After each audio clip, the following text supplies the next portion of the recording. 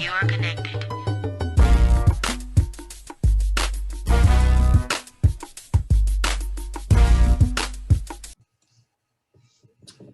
Hello, you guys. Thank you for tuning in to Outside the Box with me, Sage the Coach. And today I have a special guest with us tonight. We have kind of passing each other on social media for a while now, and always seem to click when it comes to like really important topics. And so I thought it would be great to have Peter on today to explain to us, his outside the box story, because, the premise of my show is outside the box, giving people a wider perspective of God because he is bigger than our boxes. And I think Peter's story from where he was to where he is now is a perfect example of outside the box. And, I guess we'll just jump right into the interview. Well, let me say this first. Peter is a pastor of, the name of your church is? River Heights Vineyard Church. River Heights Vineyard Church, and you've been a pastor there for? 18 years. 18 years. Wow, that's a really long time. And so, but what I want to get into, and I do want to talk about your church and ministry too, and how you got there, is the beginning of your story, because it's not a typical story that you would hear from a pastor. And I know those things kind of filter into the way that you pastor. And so, just let the viewers know, just your story and how, you mentioned to me that God kind of delivered you from addiction and things like that. And so, Yeah. So, I grew up here in Minnesota till I was 15, and my mom started bringing us to church when I was about 8, but I was an unusual kid and pretty unhappy. I knew everybody hated me through my whole childhood. Oh, wow. Teachers, kids, family.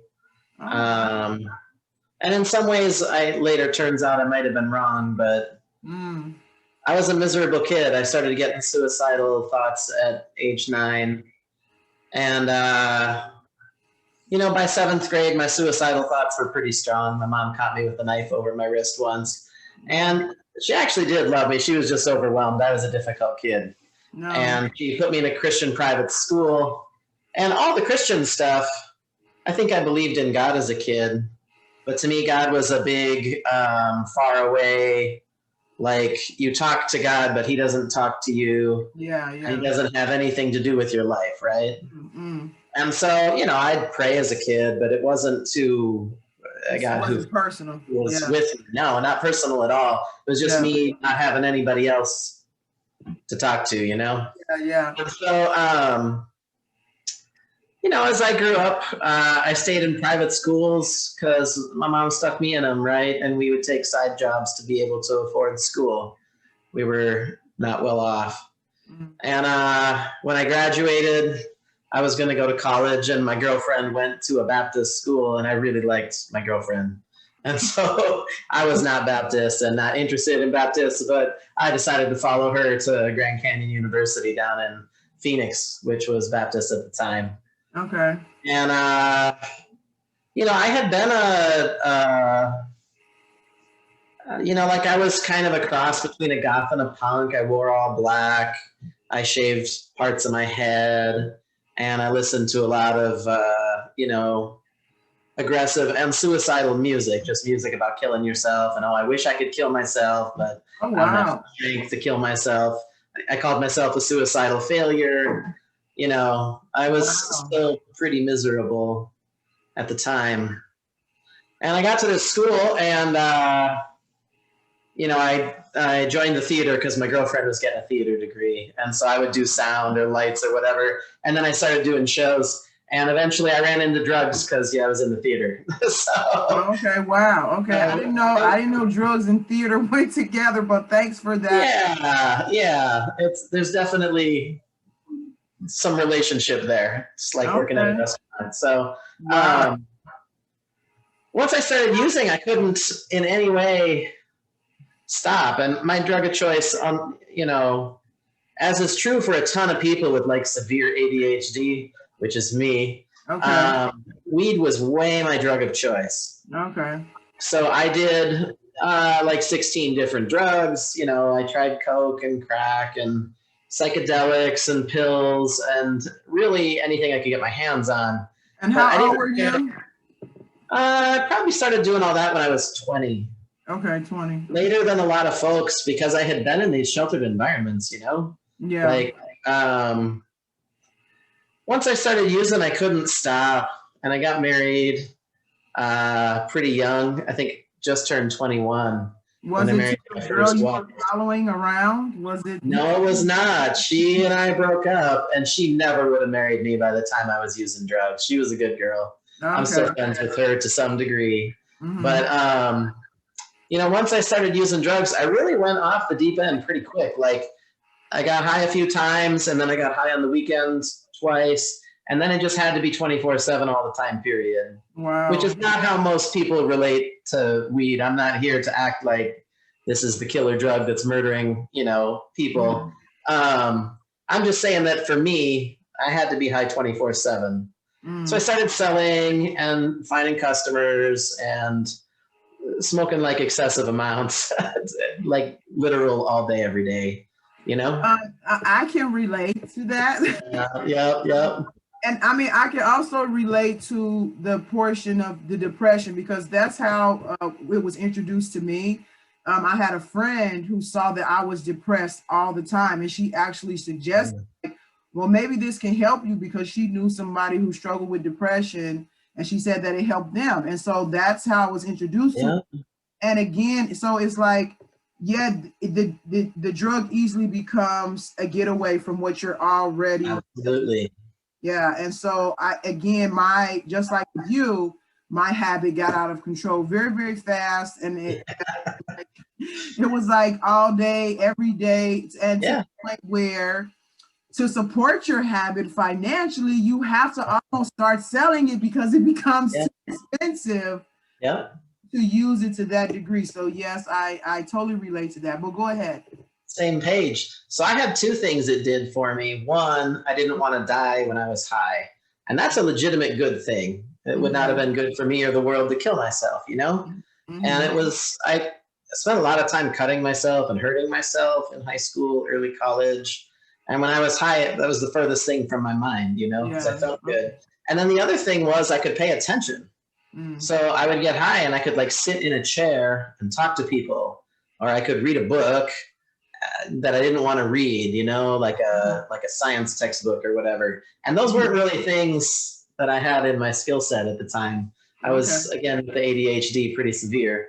So it was fixing both of the main things that I experienced as being problems. And for the first year, I mean, I would have just told you marijuana is Jesus, you know, like it was so helpful to me. I literally thought this is the answer to everyone's problems in the world. Yeah. And I tried to tell everyone how great it was and accidentally made customers out of people, you know, accidentally. It wasn't on purpose. I just really believed in it.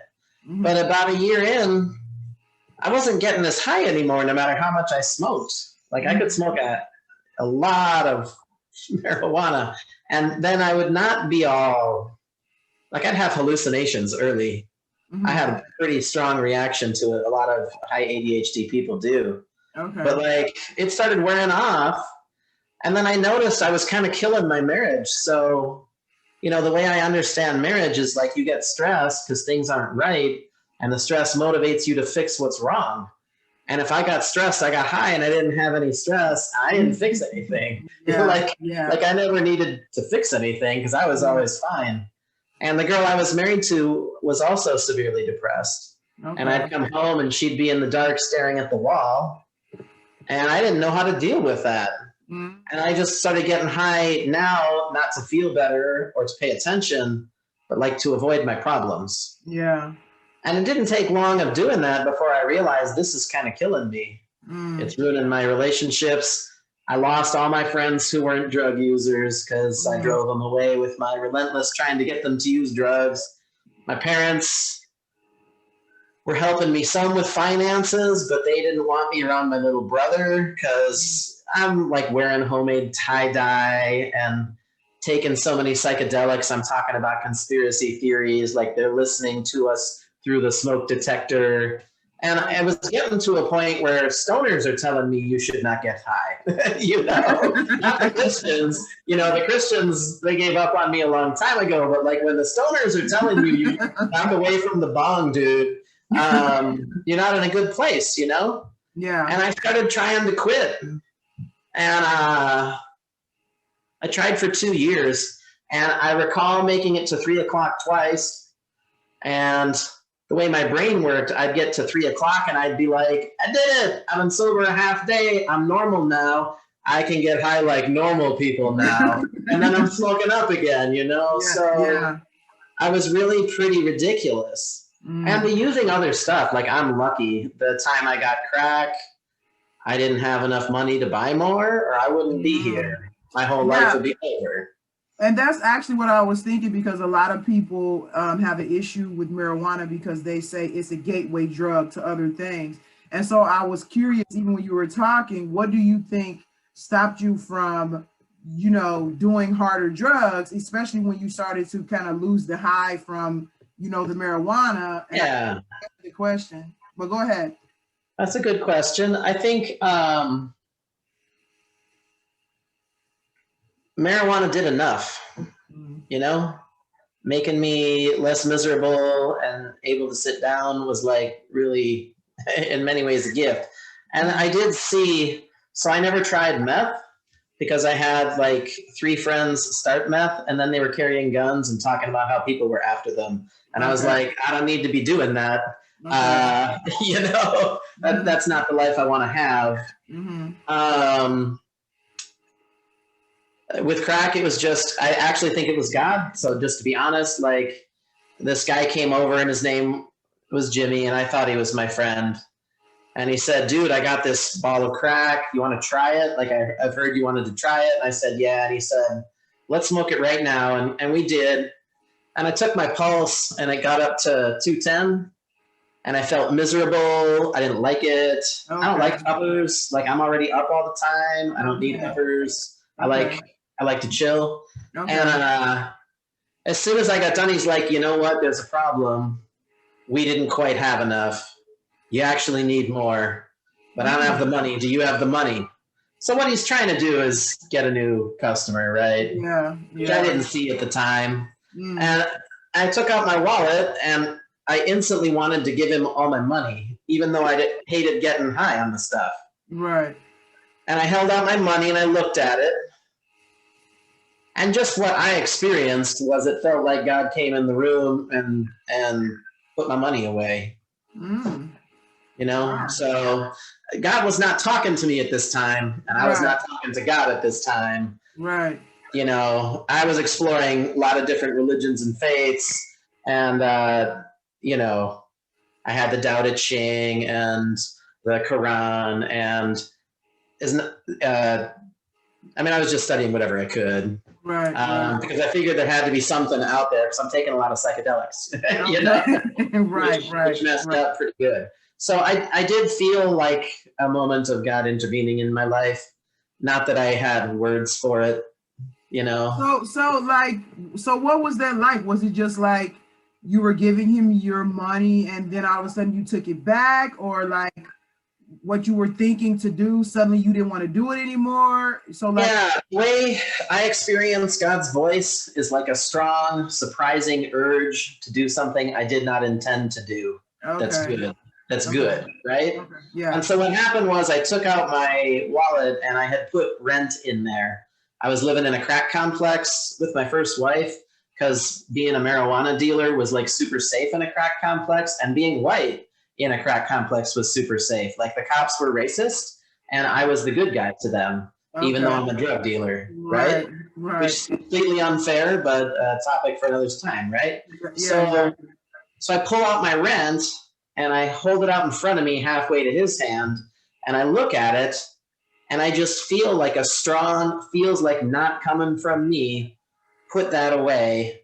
And then I feel like a good power to do that. And none of it felt like I'm trying or I'm supposed to or like I'm analyzing the situation. It felt like it came from outside of me, and it felt like really strong and really good. And those just have been how I've experienced God's voice or presence in my life. Okay, so before we get on to like how you still ended up in ministry, and of course at some point you must have gotten saved and stuff like that. How do you explain that, like especially in hindsight, how do you understand or explain God intervening in your life at that time when you were not really communicating with him? Like how do you, because it's one thing you pray for something and something happens, but so how do you understand that you were not like actively necessarily in relationship with him, but he was intervening in your life? Yeah, this is, a lot of people have disagreed with me about this one. You might too. That's okay.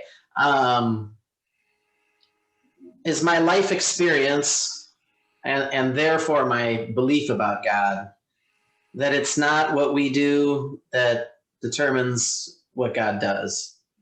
And so I don't believe there's anything I have to do for God to love me or want to save me or want to do good, right? Yeah. And I just see, when you look at the life of Jesus, it's a lot of people doing bad things that he winds up calling.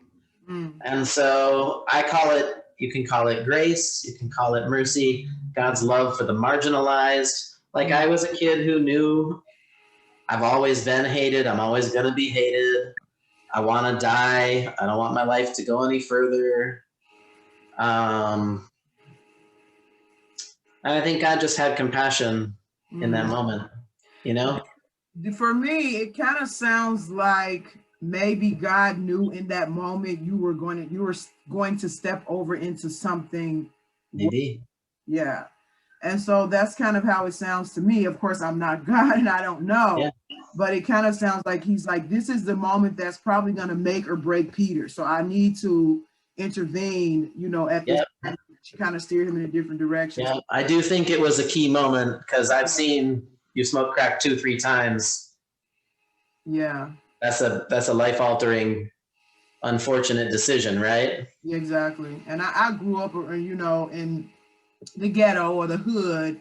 And so I've like seen crack and its effects on people very up close. And it's really shocking and sad how it just takes over your life. It takes over. Yes. And the people, they go down so fast and turn you against your family, turn you against your friends, steal from anyone. I've seen all that stuff. Exactly. You're so desperate. Yeah. So so now how do we go from where you were, because we, so far you've been explaining how you were taking psychedelics and dabbling here and there, and then God intervened at this moment. I'm pretty sure after that you didn't just stop doing everything you were doing and ran to church. So, no. So I probably spent another 1.5 years using and moved up to graduate school in Flagstaff, Arizona. And when I got up there, my ex-wife said she was going to divorce me if I didn't quit getting high. Now, mind you, she was getting high and she started getting high more.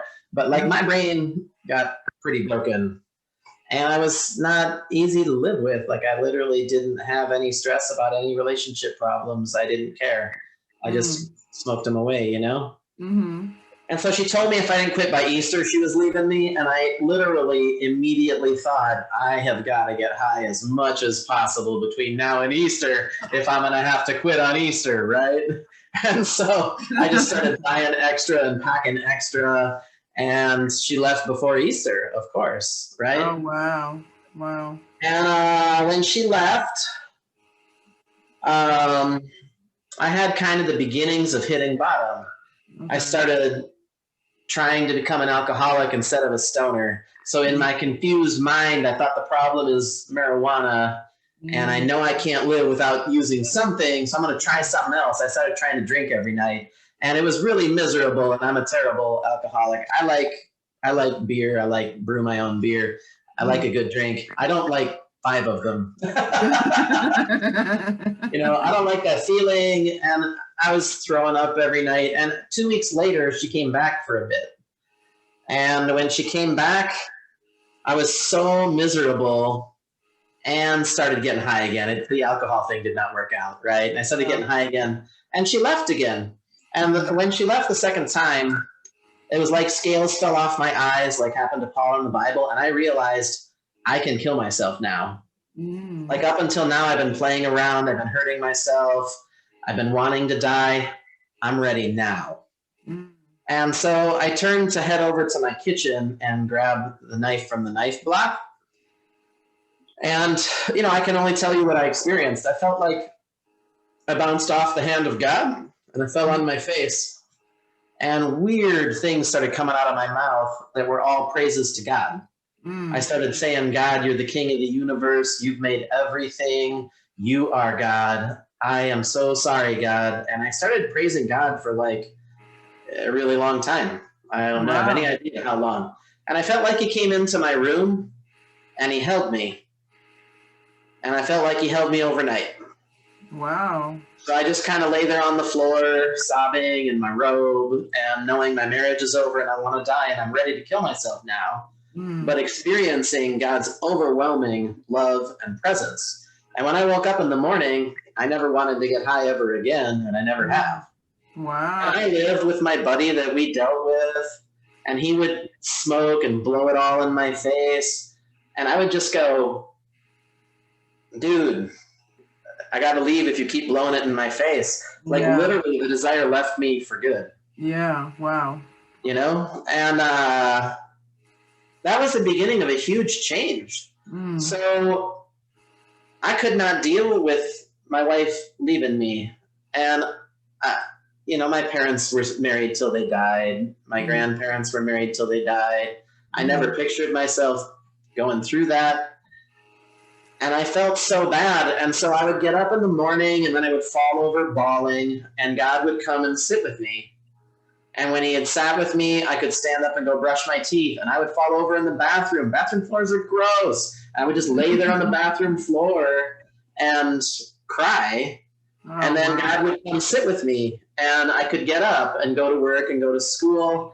And I depended on God like 24/7, right? Wow. He started talking to me. Like, he told me once, read the Bible. So I started reading the Bible and I read it 3 times that year. Another huge one, God told me go to church, and I told him that was super dumb. So I had gone to church as a kid, and I'd had a church in college that I liked. It was a little Mennonite church, and I lost it in a breakup with a girlfriend.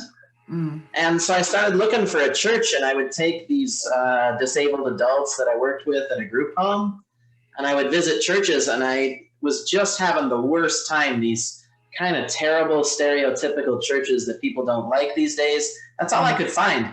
And I went to this church and the pastor prayed as the opening prayer, Lord, help our soldiers kill many Arabs today. Oh my goodness. Oh my goodness. Wow. So I just said, I'm never going to church again. I mean, church is obviously a crock, you know? Exactly. I'll be my own thing, whatever that is. Exactly. And so when God told me to go to church, I was like, why would I do that? Church is full of stupid people that are mean to each other and hit each other bad, you know? Hypocrites. Yes, judgmental hypocrites. Judgmental people still don't like me. I still don't do anything right. And hypocrites, who wants to be around that, you know? So, but God said, do it. And I pulled out my phone book. And at this point, so I think one thing God does is relate to people in the way they need the most, when they need it the most. I needed God 24/7 at this point in my life because I was not going to make it.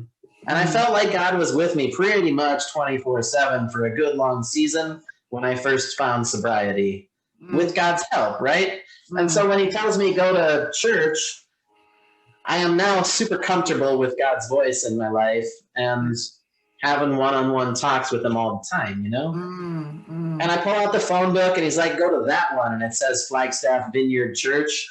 And I'm like, okay. And I rollerbladed there because I gave the car away in the divorce because I'm a moron. So I rollerbladed there. And I had 2 miracles the first week. 2 of what I would call a miracle. So The first one is a coincidental miracle, you know? Before you get to the miracles, I kind of Yeah. go back to something that you were saying about like what you're saying sounds similar to a little bit similar to how I was introduced to God. And I actually think that it helped me not get caught up in the church culture. And so I started communicating with God outside of church. It wasn't filtered through, other people's opinions and again, church culture. And so by the time I started going to church, I was following that voice. I wasn't following a pastor or a church, a congregation or anything like that. And so I just continuously followed the voice that I had started developing a relationship at that point.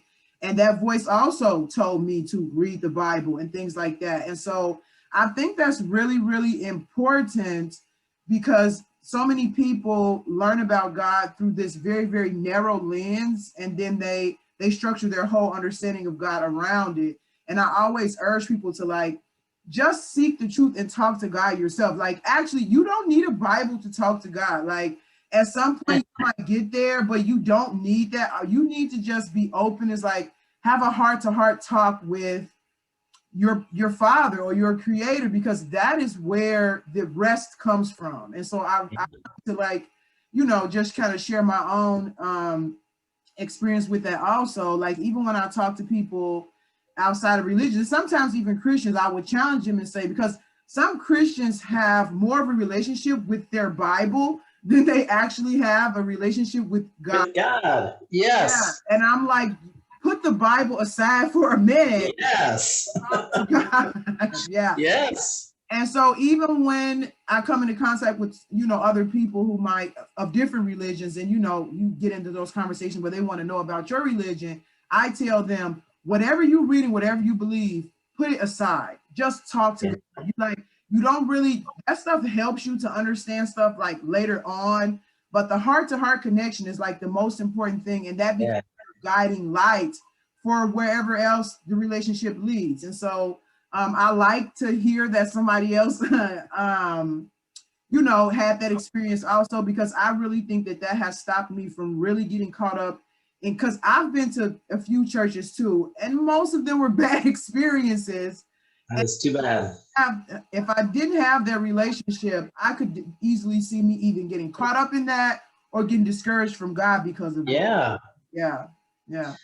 We have a saying it's from some vineyard pastors I know, right? The Bible's a menu. You don't eat the menu.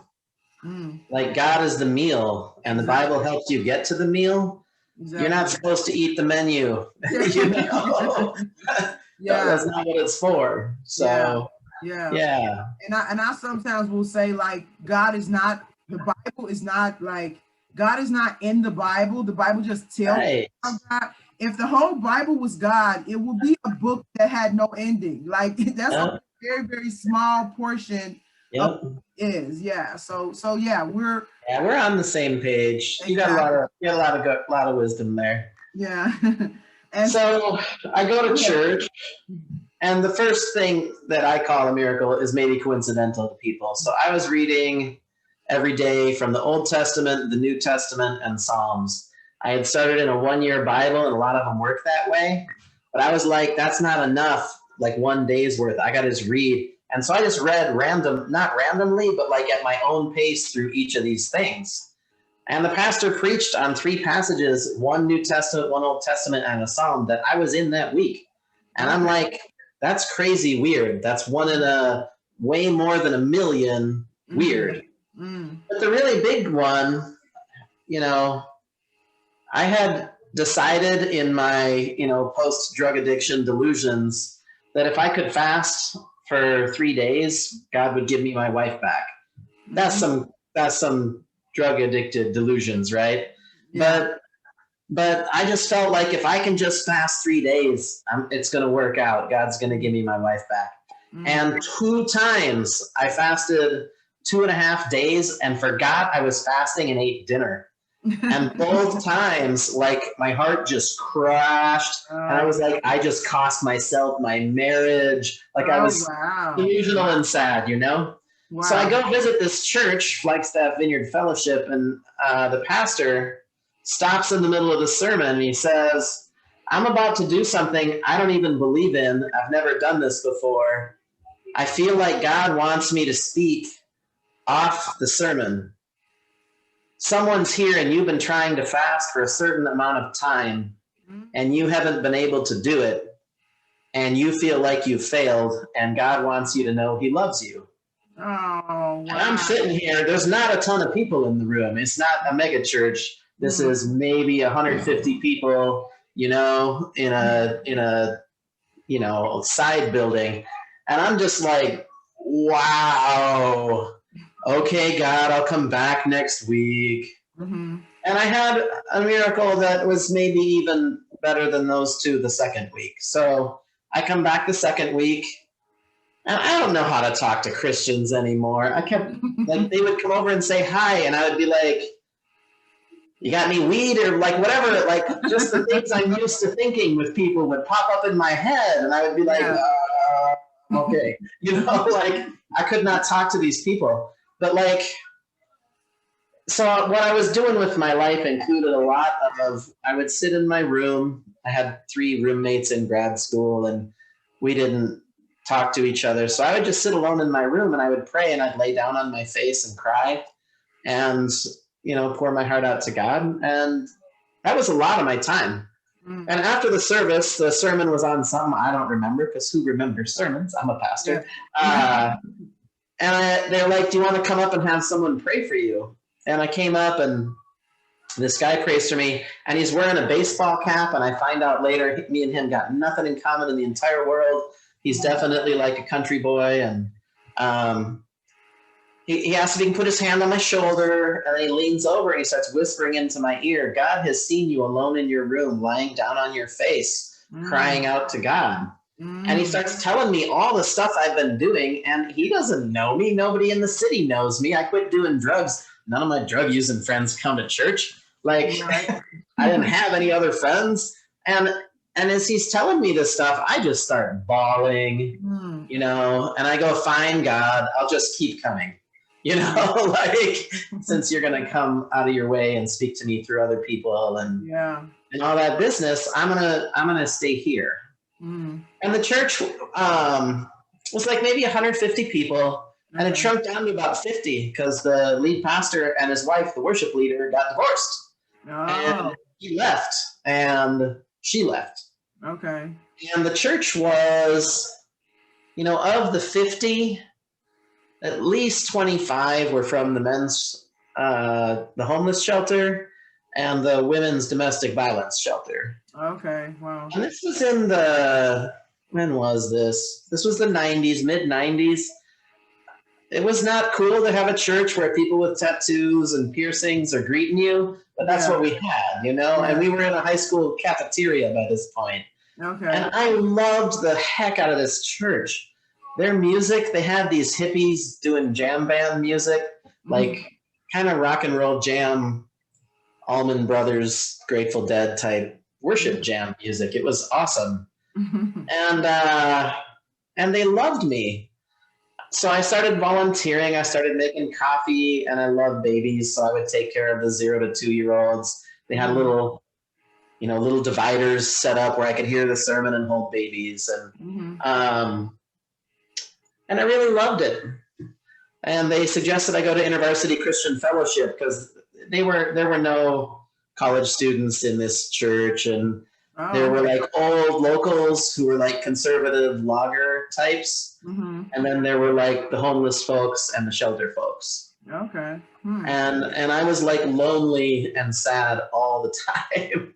And I was still suicidal. But I would pray God, I want to die in your service. I want to send me to, Afghanistan or whatever, and let me witness to you and get killed in your service. I didn't realize I was still depressed, but I was definitely still suicidal, Right. And they sent me to InterVarsity, and wow, InterVarsity was awesome. It started off at maybe 50 people, and it was students, and they would just get together and worship on Friday nights, and all the worship was super fast, super upbeat celebration, and it felt so good to me. And I loved everything about it. And there, every week was a different speaker from all kind of different churches and walks of life. Salvation Army guy, Baptist guy, professor, just like random speakers. And I liked them fine, but it was the worship that I really loved, and the community of students. I had my next biggest miracle story happen right around this time. They decided to have a baptism at the Flagstaff Vineyard. I had been baptized as an infant, just like my mom was. She was Catholic when I was born, and so was my mom. And she decided to get baptized when I was 8 because she converted to whatever Christian thing we grew up in that was like, your baptism doesn't count if you were an infant. You got to do it as a grown-up. Right. And so she went into the water a smoker and came out a non-smoker. And I was 8, and I knew that because she was smoking, she was going to have black lungs and die, because that's what they told me in elementary school, you know? Yeah. And to see a miracle like that, I mean, I don't know if you ever smoked. I smoked. Quitting smoking is a miracle. I was pretty in awe of my mom. She's just like said God set her free, right? Yeah. So they said they were going to have a baptism at the vineyard. And it was going to be in a public swimming pool at a hotel because, you know, we were just meeting in a high school cafeteria. And God said, do that. And I did. And when they put me in the water and I came out, I laughed. I wasn't looking to laugh. And I have been the happiest person I know ever since then. So I didn't realize I was depressed until God gave me joy. Oh. You know? And the joy I've had, like, I've been through real hard stuff. My mom had 6.5 years of chemo out of 7 years of the end of her life. You know, my dad got hit by a car, by a kid driving real fast with drugs in the car with 3 felony speeding tickets in the past, you know.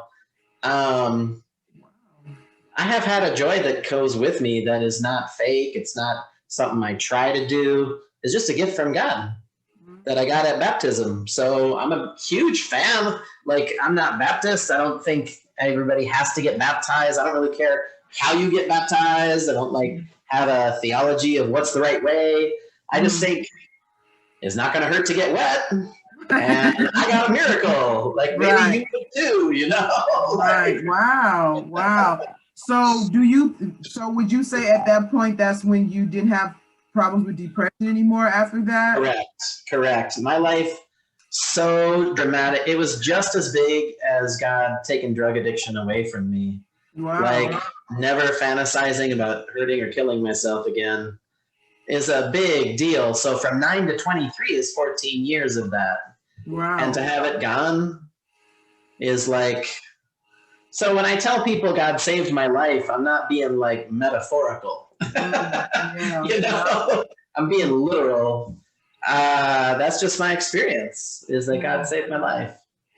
Wow, that is really interesting. We have so many similarities in our stories. I also was one of those miserable Christians for a very, very long time. And, you know, it's really important, I think, for people to understand that doesn't make you like any less Christian, because some people feel like if they're depressed or they're not happy, that like somehow God is disappointed in them, or they're doing it wrong. Yeah, exactly. And so I do think like it's really key because, you know, you can have those type of experiences where you have, which it still took time for you to have it. So it's not like, you know, okay, so people, most of the time people come to God because they want something. They're trying to get away from something. And when you have the expectation and then you become a Christian and all of your problems and things don't go away very fast, it can be. Yeah, no, they don't. Yeah. And so it's so, you know, for me, I became a Christian. I was still depressed for years after that. Yeah. I didn't have any, like what you were saying, I didn't have any concept of happiness. Like I just was a very unhappy person, miserable, suicidal, like you're saying. And it was just a constant thing. And my relationship with God was kind of based on like, I can't wait for this life to be over so that I can be with you. Yeah. Here it's pretty miserable. But my journey from overcoming that is different from yours. And I do think it's interesting because it was like, And you can have miracles like that where, and I have had miracles like that where God just delivers you from something right away. But Yeah. for mine, it was almost like he wanted me to understand why I was feeling that way. So I had to do a lot of inner, like, Do the work. yeah, and trying to figure out where the source of that was coming from. And once I did that, it was like a light bulb came on, and then that's when the depression left. And then, like you, I didn't have a problem with it again. And so a lot of people might not really understand that because it's a personal thing. But when you're depressed, like for the majority of your life, and you're suicidal for the majority of your life, and you understand what life is like outside of that, for that to suddenly be gone is like, it's a miracle. Like, Yes, it is. yeah, it's like, oh my goodness, life can be good. Like I didn't know. Like, yeah. So, yeah. So yeah, I do think it's important for people to know that, you know, you can still be a Christian and you can still have a relationship with God and be depressed. Absolutely. To just hang in there and just like what you did, you just stay with God and, you know, you keep going, and at some point he will deliver you from that. So that's I later on ended up running a recovery ministry for 10 years. And I noticed a thing in recovery that I think relates to depression. So in recovery world, about 1 in 4 people who quit successfully have some kind of encounter with God, and they quit like on the spot. And 3 in 4 got to work at it for a long time. Okay. And they totally both count. Yes. And I totally think like God has something for you in whichever of those journeys you're on. Exactly. I've seen people healed of depression or anxiety or OCD like in a moment. Yeah. But most people do not get that. Yeah. Most people are putting in the work.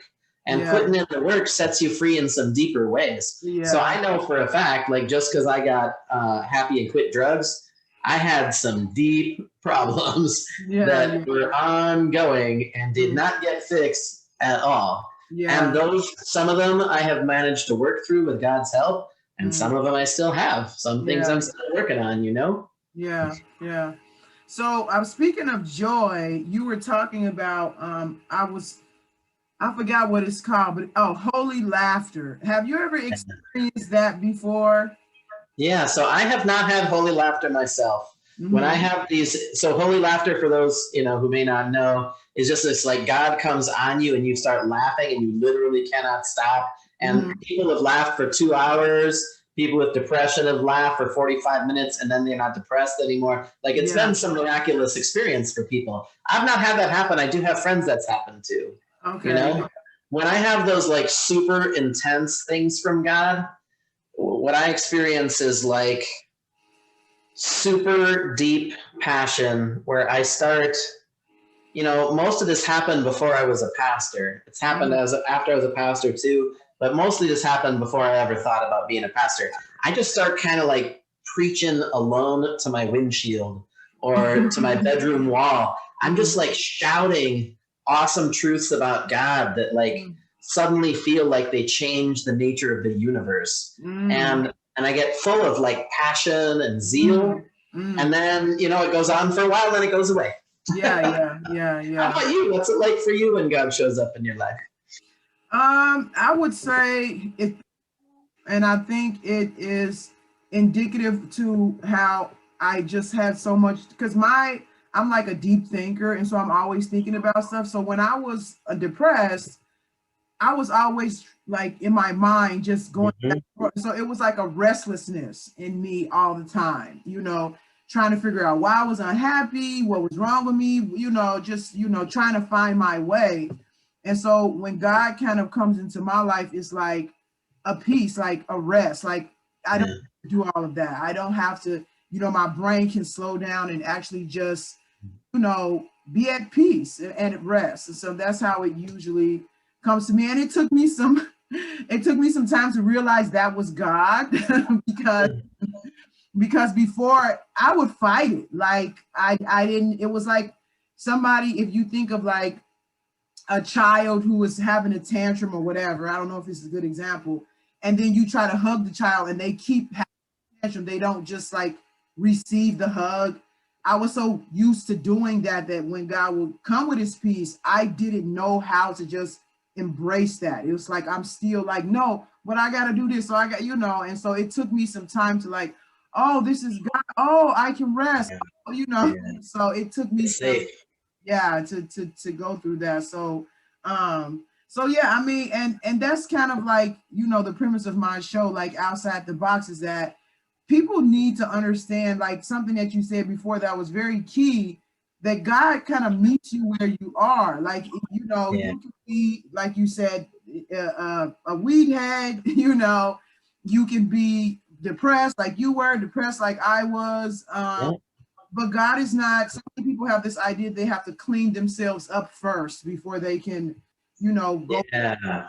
And God comes to where you are, and all he really expects, really, in my experience, is for you to reach out your hand to him. That's it. He does the rest. So he helps you the rest, I should say.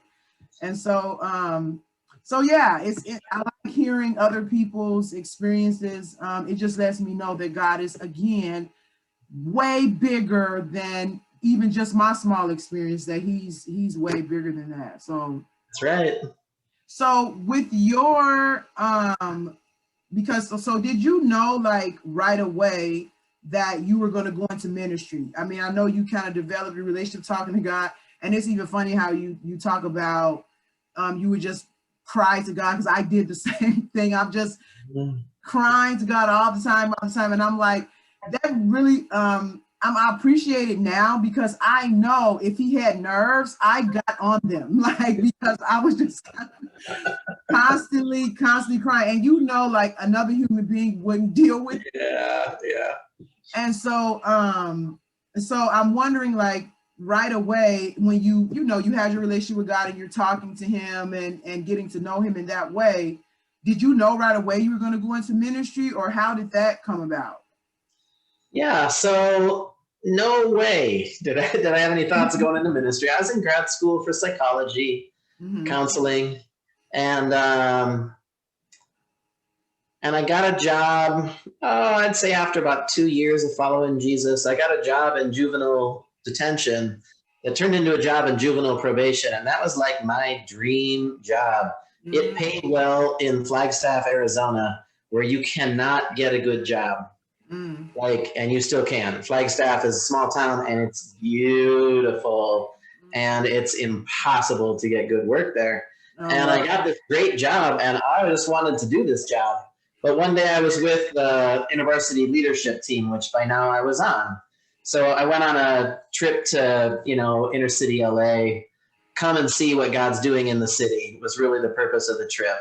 Okay. And some people would go thinking, oh, I'm going to save the city. But they were real good about, you're not saving no city. God's already in the city. You're going to go learn. And we went and we learned amazing, awesome, wonderful stuff about Jesus. And when we came back, I just was like telling everybody about it all the time. And they're like, how about we make you the leader of the trip for next year and stick you on the leadership team? And, I was going to tell them no, but God said yes. So my buddy Jeff prayed for me, and God showed up in a super powerful way. He's a pastor now, and he says this is the most God ever showed up in his life. God just told me, you're going to do this, right? So so I was praying with the leadership team about my job, and I was at juvenile probation, and a bunch of my coworkers had sued each other, and it was like super tense all the time. Like they would go to every meeting with notepads and write down every word in case they had to sue each other again, because it was just not enough money. Working in social services in a red state is not like working in social services in Minnesota. Not enough money for nothing, and the pressure is immense. Okay. And kids' lives are at stake, So I was just praying about the stress, and suddenly I prayed, God, I will never be happy until I'm in full-time ministry. And I went, what kind of stupid prayer is that? I don't mean that. Like, I went, covered my mouth, and I was like, never mind, and, started praying something else. I went to church that Sunday, and one of the guys who came to our church, his name was Blake, and he was the supervisor at the rescue mission, and I revered this dude.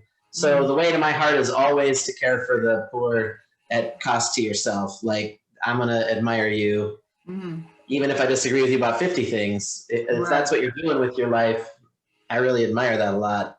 And I had never talked to this dude, and he had never talked to me, and I just admired him. And again, after the service, which the sermon was on faith, and I wanted some prayer for my faith, and I went up, and he came over and asked if he could pray for me, and put his hand on my head, and he said, be a pastor, be a pastor, be a pastor. He just kept saying it over and over. And I had shown zero signs of leadership in this church. I mean, I watched babies and I made coffee. I didn't talk. I still wasn't like, you know, really good at socializing with Christians and stuff, you know. So I felt like, wow, that's amazing.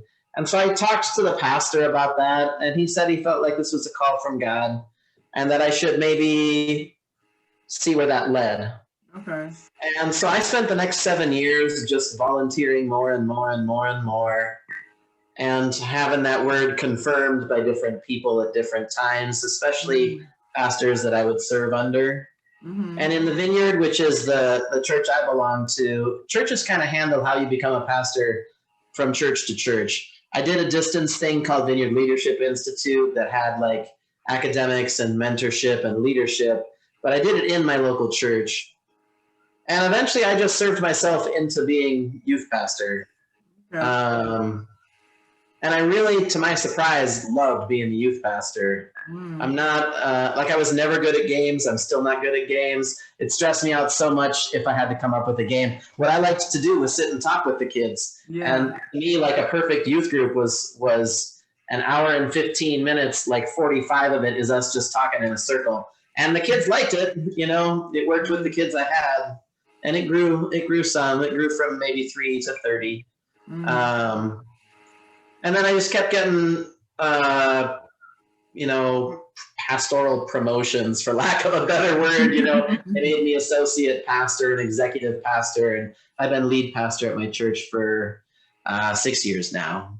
Yeah. Okay. Yeah. Wow. That's.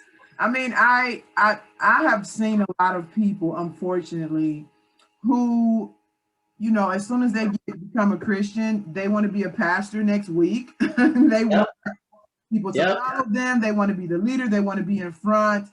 And they can't follow it all. Exactly. And you're saying that you kind of went through the process and, you know, took your time and things like that. And you were not like racing to be to the front. I really respect that, because I've come across so many people who just, you know, they want to be in the front. Like, you haven't even heard anybody. You haven't been under a pastor and things like that. So, and to me, it seems like maybe it's becoming worse with this whole social media culture where everybody wants to be in the spotlight. They really see a lot of people really taking the time to allow God to groom them for the position that he's going to give you eventually.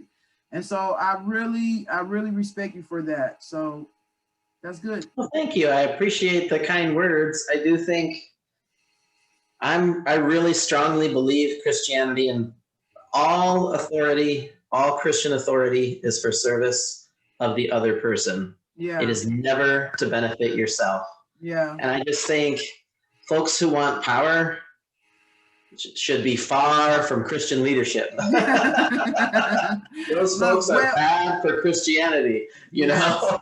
Well said. Well said. Jesus was so clear. Like, the more authority you have, the more you lay your life down. Yeah. Not the more important you are. Exactly. You know? Exactly.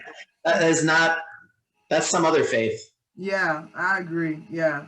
So we're getting close to the end here. So what I'm interested in knowing is, how does all of your experiences, you know, with the drugs and the way you got to know God and suicide and everything, and I'm sure there's other stuff you haven't mentioned, how does that play into the way that you minister now?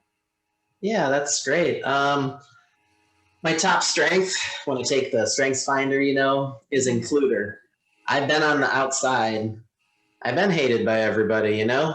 And so my top strength is to find people who feel like they're on the outside and let them know they are the most important person in the world to God and to the people of God, right? And so people have known forever at my church, there are 2 ways to guarantee I'm going to talk to you when you're a visitor. You have a mohawk or you're not white. You know, I'm in a community that's too white, and I really care about folks who are not white, who are marginalized in Minnesota, right? Mm-hmm. And I really care about punks because I've been one, you know. I probably am also going to talk to you if you got visible drug paraphernalia or if you're high or drunk, then I'll talk to you too, right? But like, so the always wanting to reach people who are excluded is central to my whole vision of faith. I love the Gospel of Luke because in the Gospel of Luke, Jesus is touching lepers. He's relating to women intimately and closely. Like he's doing all the things with the marginalized people of his day. Exactly. And to me, that is the business of Jesus Christ. Exactly. And so as a pastor, that's what I want the church to be about, is like caring for people who aren't getting cared for, you know? So that's a big part of it. Another one is, I mean, when the pastor told me I needed to start a recovery ministry when I first started, and I was like, I had a miracle. I don't know how to do miracles. I'm not starting no recovery ministry. Well, like, maybe 6 years in, it seemed pretty clear God wanted me to start a recovery ministry. And so I told him, fine, I'll do it. And I was like, I can't do this unless I do it myself. And I found a Christian 12-step program. It's called Celebrate Recovery. And I took a group of people who I called my leaders, including some people with recent addiction issues and ongoing issues. And I just said, you have to pick real issues in your real life, and we're going to use the 12 steps on those in our lives together. And we went through Celebrate Recovery, and then we opened it up. And in the first year, we grew that sucker from 35 people down to 12. Wow. Then I love to cook for people. I would love to make you dinner, you and your family, cooking for people is love to me. And I started cooking free dinner for the recovery meeting. And so it's bounced between 30 and 80 people a week since then for 13 years or so. And a lot of those folks wind up in the church. Yeah. Wow. And they make church better. The 12 steps starts with inability to control my tendency to do the wrong thing. It starts with humility. And Christians don't have enough humility. Oh, definitely. So getting more humility in the room is a blessing, always. And addicts know my life is screwed up. I can't fix it. So they're not judging you for not fixing yours, Exactly. Yeah, speaking of that, there needs to be like a 12-step like Christian recovery, like not a Christian recovery, but a 12-step program for people who are like church recovery. Yeah, like because people they be bouncing all over the place and doing crazy stuff, and people become very, very judgmental. To me, a lot of that judgmental, which is very, very prominent in Christianity, and I really, really don't like it. It comes to me from people not dealing with their own issues, because when you deal with your own stuff, like what you're saying with like recovery people, it automatically gives compassion for other people, because you've had to look at yourself and humble yourself and realize your faults in yourself, and you have accepted them, and so you see other people through a more sympathetic and compassionate lens. So to me, people who are very, very judgmental, they haven't done that. They just went from being not a Christian to like now you're up there with Jesus, and there was no process, which is why you're judgmental, because you didn't go through the process. And so so but I really, really thank you for your time. I was always kind of interested in your story, and I'm even happy to know it now. And it was nice. And I would like to have you back to talk about the more racial components. If you would want to come back, that's up to you, because I do think that's important too, because you told me you were doing a lot of stuff in your church. But besides that, this has been very, very enlightening. I feel closer to you because we have some of the same experiences when it comes to getting to know God and things like that. But thank you for your time and everything like that. And I would like for you, before we go, to let people know where your church is and information about your church if they want to, pay you guys a visit. Yeah. So I was willing to do this podcast because you speak with such wisdom and grace online so regularly in so many different settings. I've just seen you in a number of settings, and really appreciate who you are. because Thank you. out of who you are comes really good stuff.